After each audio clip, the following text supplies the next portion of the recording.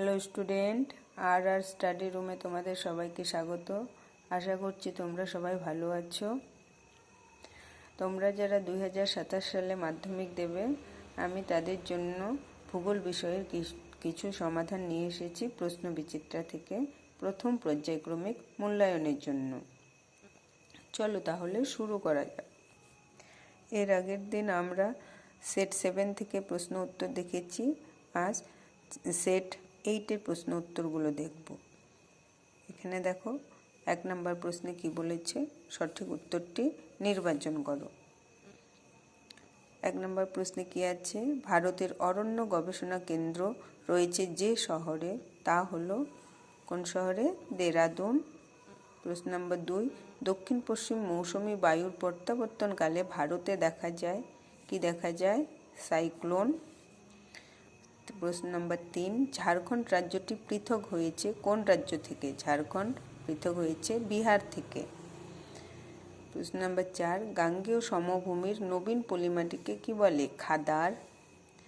অবরোহণ প্রক্রিয়ায় সৃষ্ট ভূমিরূপটি হল ক্ষয়জাত পর্বত। প্রশ্ন নম্বর 6, হিমবাহ ও পর্বতগাত্রের মধ্যে সংকীর্ণ ফাঁককে কি বলে? বার্কশ্রোন্ড। প্রশ্ন নম্বর 7, চলমান বালি দ্বারা গঠিত ভূমিরূপকে বলে? ধ্রিয়ান। প্রশ্ন নম্বর 8, বদ্বীপ সৃষ্টির কারণ হলো? বদ্বীপ সৃষ্টির কারণ কি? আরোহণ।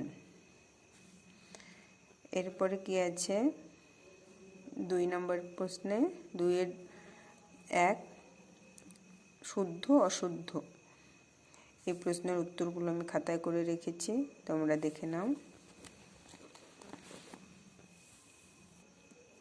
শুদ্ধ অশুদ্ধ 1 নম্বরে কি আছে, করমণ্ডল উপকূলে কয়াল দেখা যায়, এটা হবে অশুদ্ধ, কারণ মালাবার উপকূলে কয়াল দেখা যায়। প্রশ্ন নম্বর 2, শ্রীনগর ও জম্মুর মধ্যে সংযোগকারী গিরিপথ নাথুলা, এটাও হবে অশুদ্ধ। শ্রীনগর ও জম্মুর মধ্যে সংযোগকারী গিরিপথটির নাম হলো বানিহাল গিরিপথ। প্রশ্ন নম্বর 3, ক্যানিয়নের নিম্নক্ষয় অপেক্ষা পার্শ্বক্ষয় বেশি হয়, এটাও অশুদ্ধ, কারণ ভি আকৃতির উপত্যকায় পার্শ্বক্ষয় বেশি হয়, ক্যানিয়নের নিম্নক্ষয়টাই বেশি। প্রশ্ন নম্বর 4, সিন্ধু নদের বদ্বীপ পাখির পায়ের মতো, এটাও অশুদ্ধ, কৃষ্ণা নদীর বদ্বীপ পাখির পায়ের মতো।